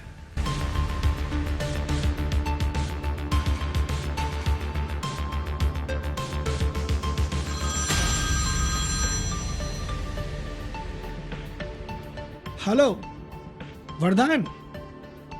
हाँ कहिए डॉक्टर साहब। मैंने इस सिरिंज को बहुत बारीकी से चेक किया है। जी। ये एकदम नए किस्म का केमिकल है।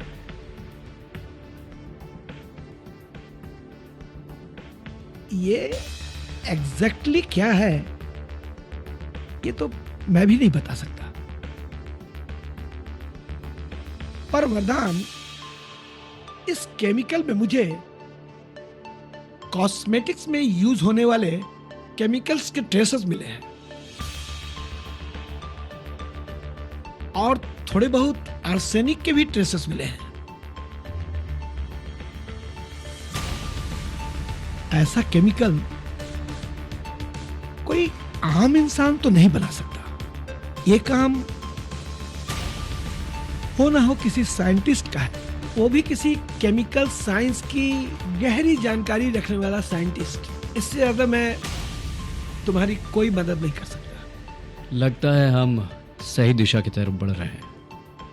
आपने अब तक जितना कुछ बताया हमारे लिए काफी है। मैं आपको टाइम टू टाइम अपडेट्स देता रहूंगा sir. Thank you so much. मेरा शक सही निकला।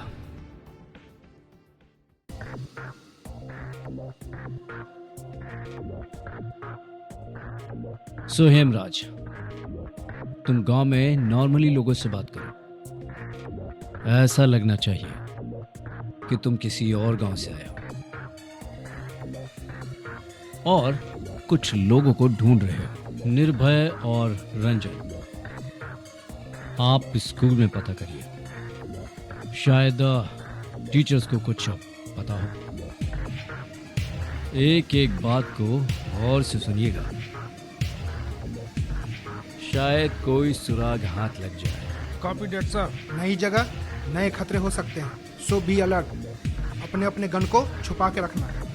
मैं और प्रधान बाजार को कवर करते हैं। Let's go.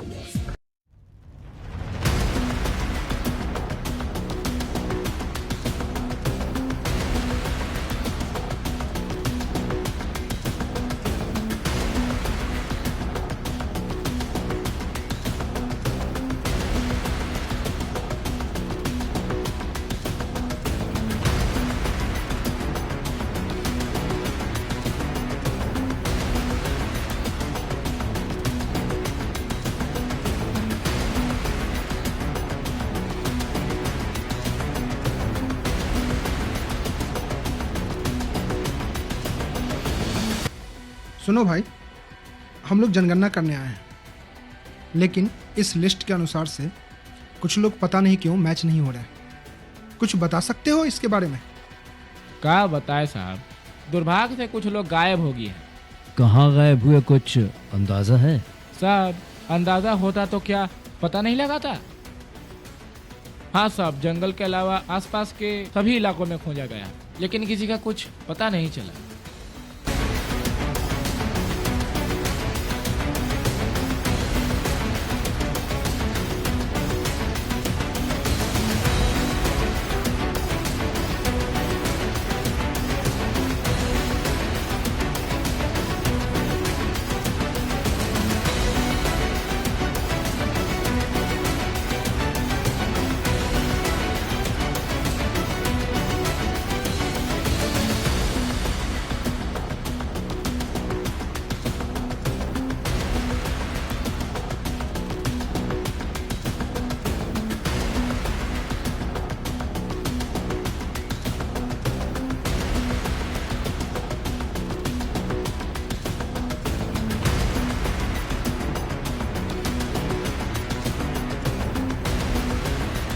प्रणाम बाबा।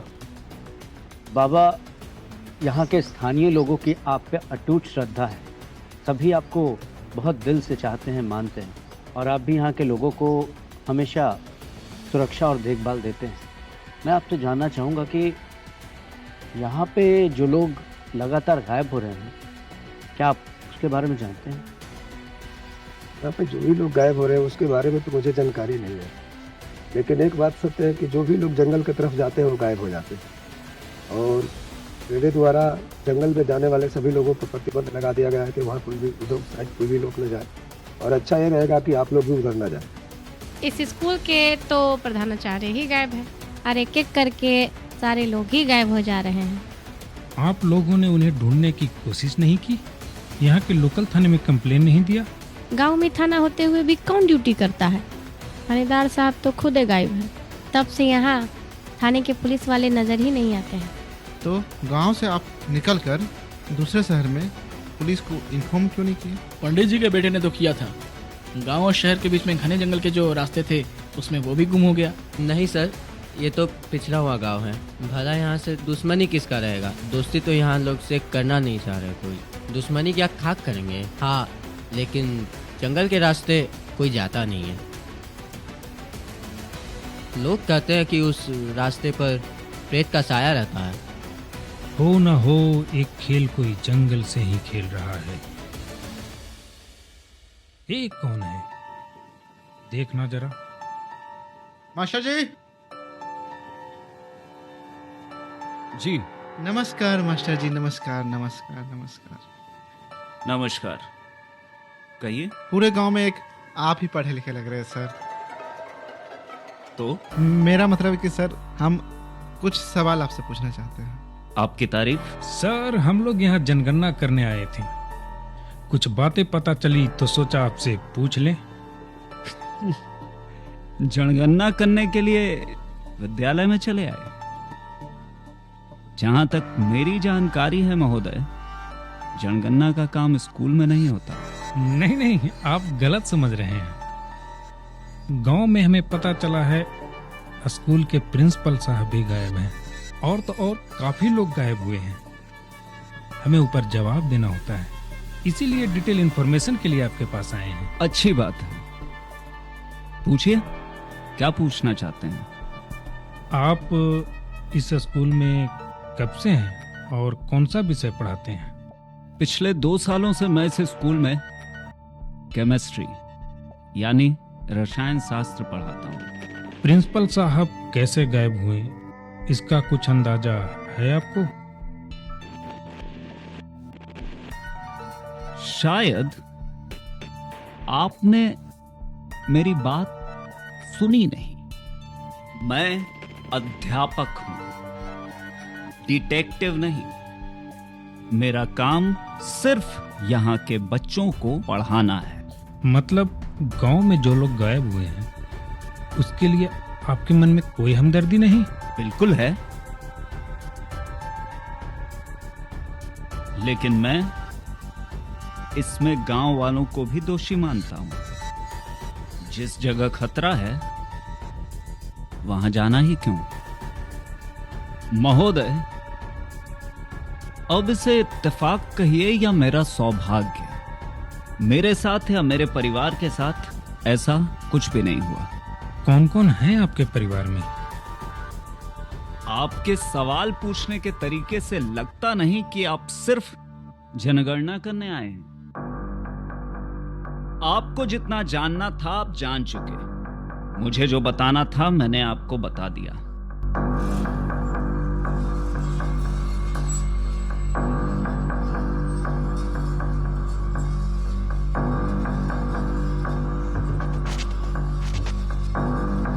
महोदय, एक मुफ्त की नसीहत दे देता हूं। जिस विषय में हमारी जानकारी ना हो, जो विषय हमारा ना हो, उस विषय को छेड़ना नहीं चाहिए। कभी कभी ये अधूरी जानकारी जानलेवा हो सकती है। बतौर शिक्षक आपको सलाह दे दिया, आगे आपकी मर्जी। मामूली सा केमिस्ट्री टीचर और एटीट्यूड साइंटिस्टों वाली।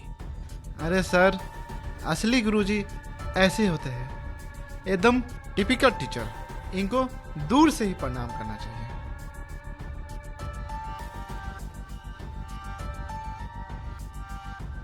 अरे भाई रंजन। जी सर। लगता है मेरा वॉलेट स्कूल में छूट गया। जी। मैं लेके आता हूँ, तुम सेफ हाउस पहुंचो। जी सर।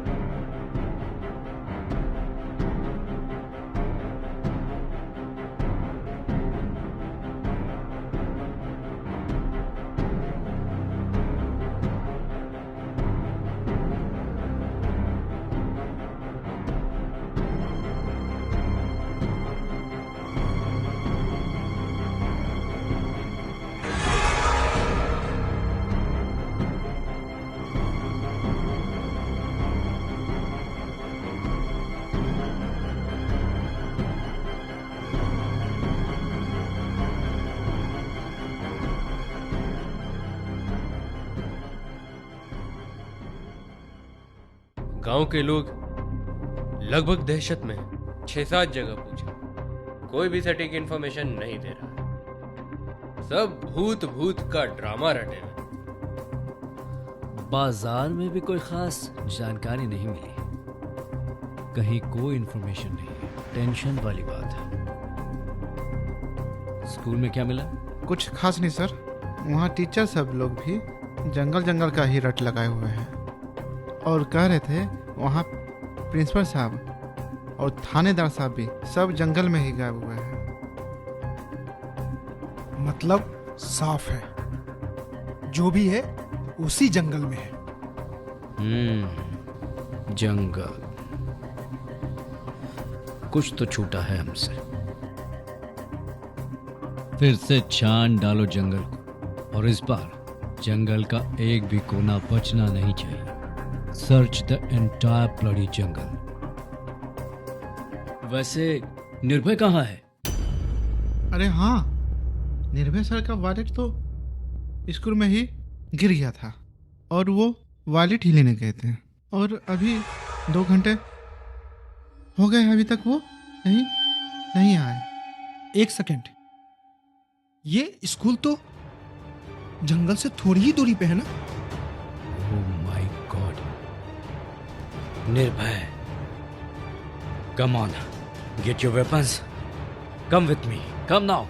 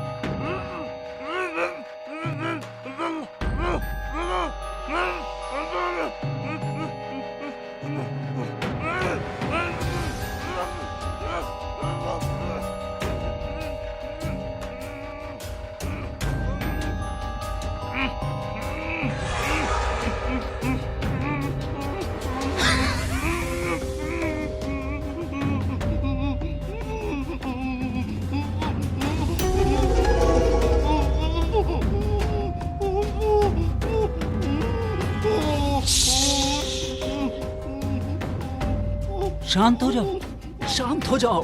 मैं तुम्हें एक तोहफा दूंगा, साइंस का तोहफा। इस केमिकल के तुम्हारे शरीर में जाते ही ऐसा रिएक्शन होगा कि तुम हमेशा के लिए जवान हो जाओगे या हमेशा के लिए खामोश। अब चिल्लाना मत, क्योंकि यहाँ सुनने वाला कोई नहीं है। बस एक हल्का सा दर्द होगा और तुम बनोगे मेरे एक्सपेरिमेंट का पहला पार्टनर।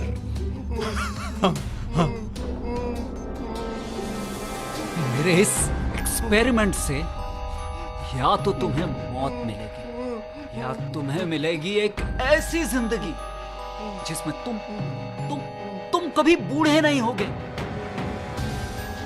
यह है केमिकल साइंस का जादू। और फिक्र मत करो, अगर तुम मर गए तो तुम्हें कंपनी देने के लिए मैंने 10-15 और लोगों को मार रखा है।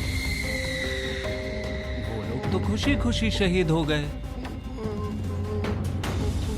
आज तुम्हें ये मौका मिला है मेरे दोस्त।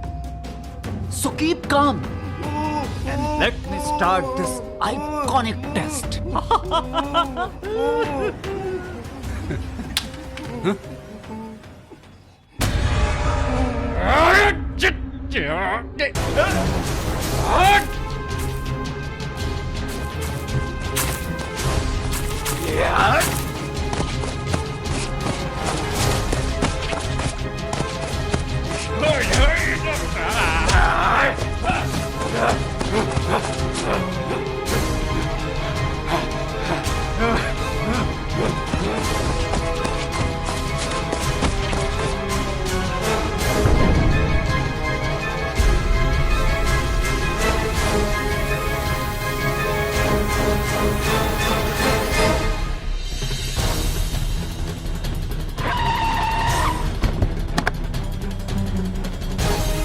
निर्भय, निर्भय, इसे जल्दी गाड़ी में डालो।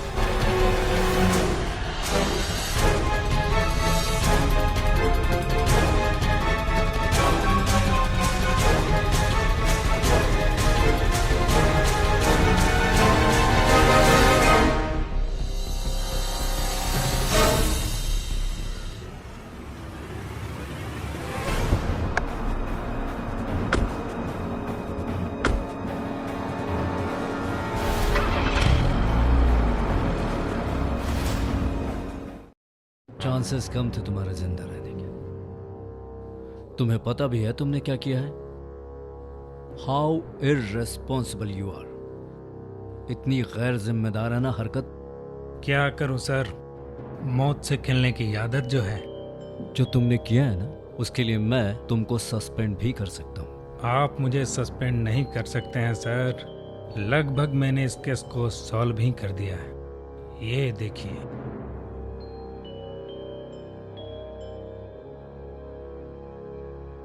ये शख्स इसी गांव का स्कूल टीचर है। इससे हम लोग स्कूल में मिले थे। इससे मिलते ही मुझे इस पर डाउट हो गया था। ये शक तब और गहरा हो गया था जब मैंने इसे जंगल की ओर जाते हुए देखा था।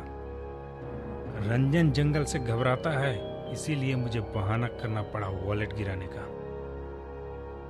मैंने उस टीचर का पीछा किया और आखिर में ये मिला जो आपके सामने है। I am proud of you निर्भय। जैसा तुम्हारा नाम वैसे ही तुम, निर्भय। ग्रेट जॉब निर्भय, ग्रेट जॉब। सर, अब आगे क्या करना? चलते हैं साले को वहीं पे दबोच लेते हैं। नहीं नहीं नहीं, वो अभी अलर्ट है। कल सुबह उसको उसी के पागलपन से दबोचेंगे। मेरे पास एक प्लान है श्रीकांत। इस प्लान में तुम्हें बनना होगा बलि का बकरा।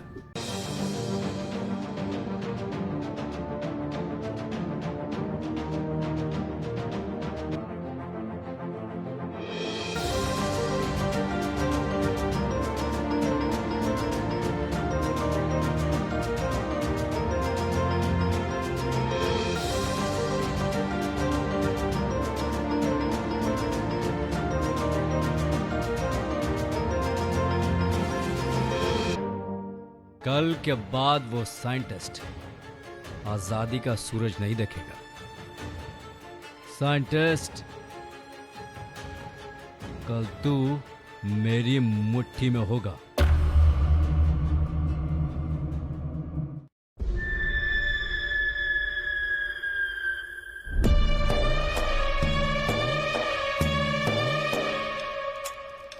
तेरा खेल खत्म। तू रंगे हाथ पकड़ा गया साइंटिस्ट। तुझे उसी रात ढूंढकर मार देना चाहिए था। और कौन पकड़ेगा मुझे? तू। पहले अपनी जान तो बचा ले।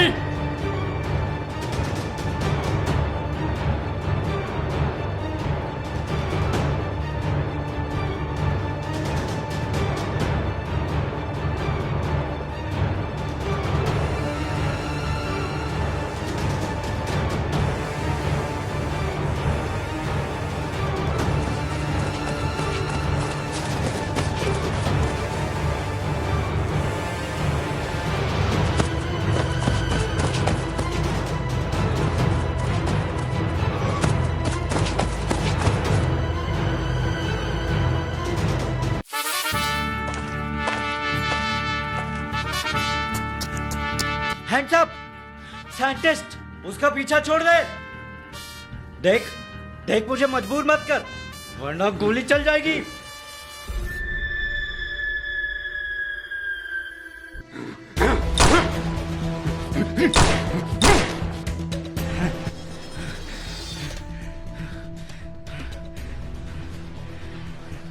Shit.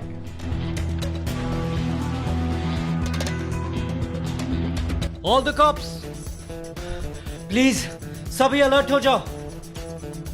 That bastard is carrying a gun. उसके पास बंदूक है, वो पीछे से कभी भी फायर कर सकता है। तुम सभी अलर्ट रहना। श्रीकांत, जितना तेज हो सके भागो, भागो श्रीकांत।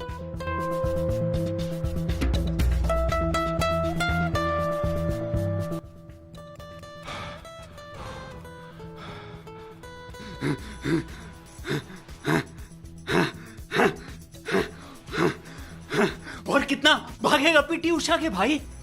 अभी भी इस बंदूक में 2 गोली बची हुई है।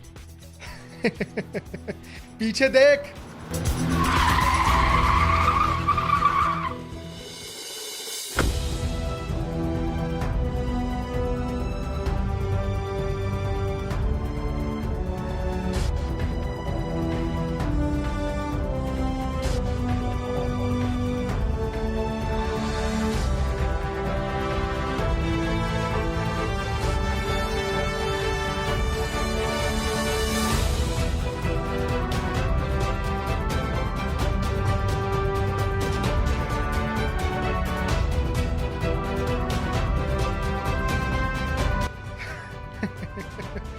तो क्या कह रहा था?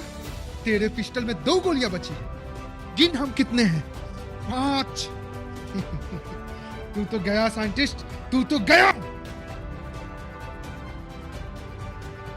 हिल मत, रुक जा वरना शूट कर दूंगा। ड्रामा बंद कर, चल कर इधर देख।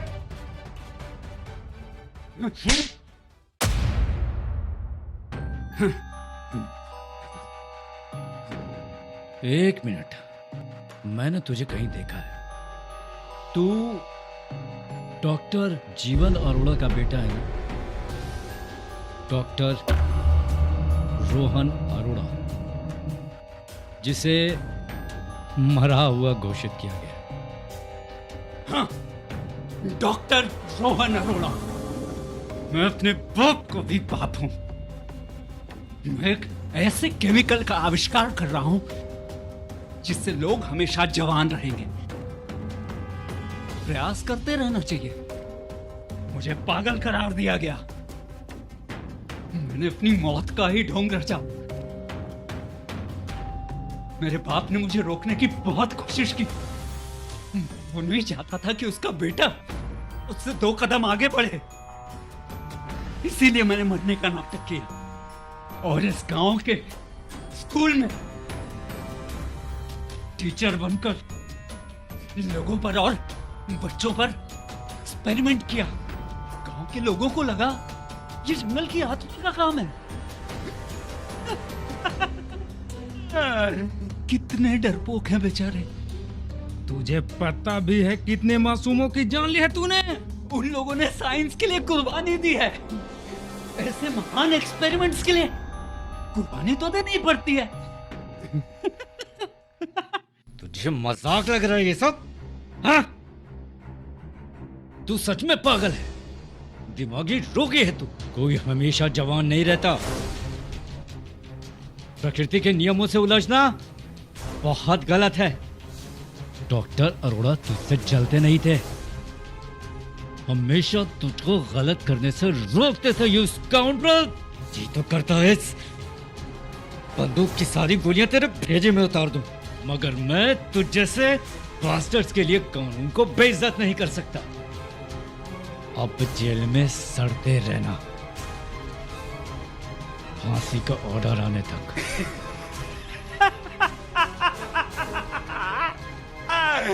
इंस्पेक्टर,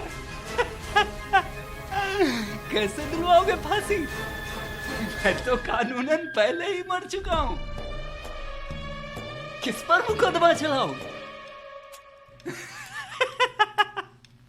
कितना मजबूर दिख रहे हो तुम। उठाकर ले जाओ इसे, साला पागल जानवर है। बांध कर रखना इसको।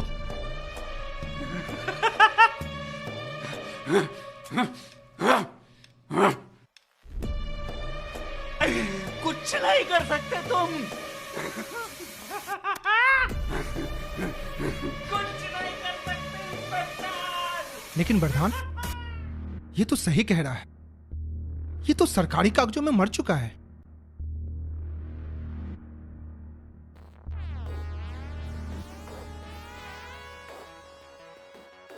सर, हाँ वरदान, इस बार आपका स्टूडेंट नहीं एक पुलिस ऑफिसर बात कर रहा है। आपको एक खबर देनी है। लगता है अपराधी पकड़ा गया है। शायद ये खबर आपके लिए अच्छी भी है और बुरी भी। हमने क्रिमिनल को अरेस्ट कर लिया है। क्रिमिनल ने हम पर फायरिंग करने की कोशिश की और जवाबी कार्रवाई में हमने उसे शूट कर दिया। कौन था? आपका शक बिल्कुल सही निकला डॉक्टर साहब। ये एक साइंटिस्ट ही था जो एक्सपेरिमेंट्स कर रहा था, और ये आपका ही बड़ा बेटा रोहन अरोड़ा है,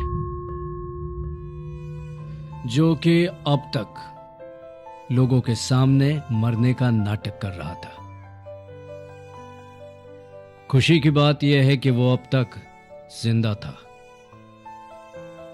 और दुख की बात यह है कि वो अब नहीं रहा।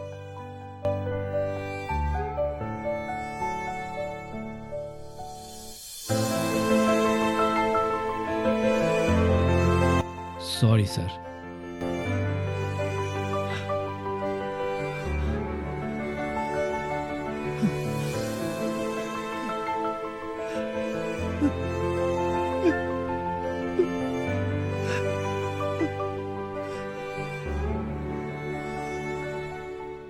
मगर वरदान, रोहन तो अभी जिंदा है। अच्छा, मुझे तो पता ही नहीं था।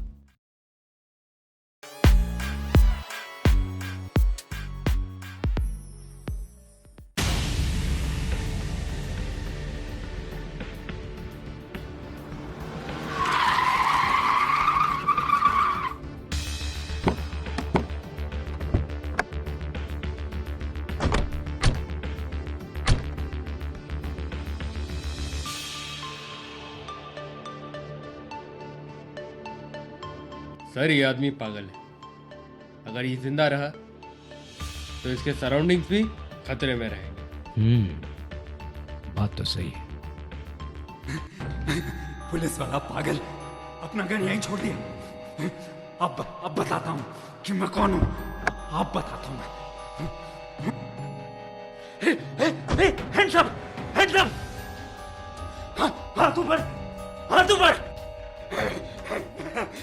जाने दो, मुझे जाने दो, मुझे जाने दो।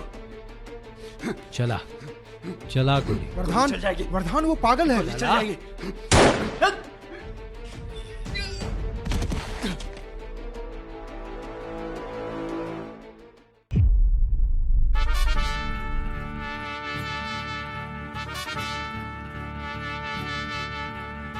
सर, आपके तरकीब काम कर गई। बंदूक खाली थी।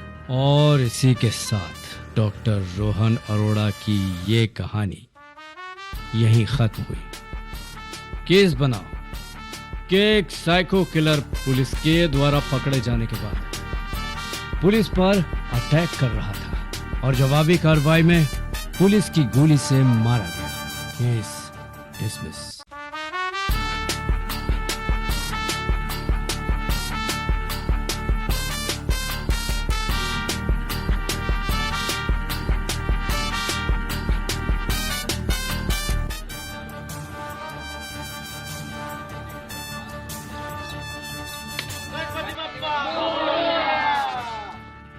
एक्शन।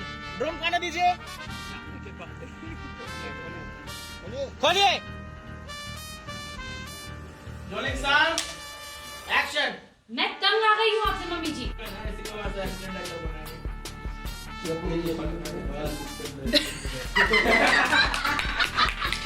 अरे भाई बहुत अच्छे बहुत अच्छे।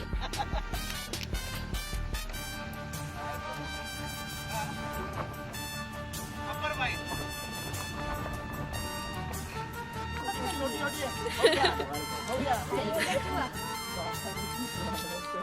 हो गया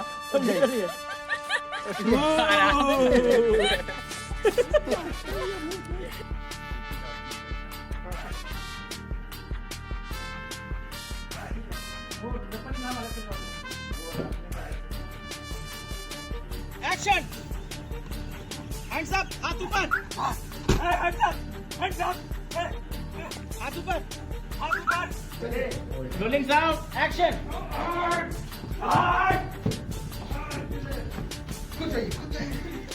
action. Great job Ranjan, great job. तुम अब उठो वहां से। हिमराज, आप लोग वहीं से वापस आएंगे ऐसे ही जैसे वी बना के खड़े होंगे। ड्रोन आपको ऊपर से नीचे तक कवर करेगा।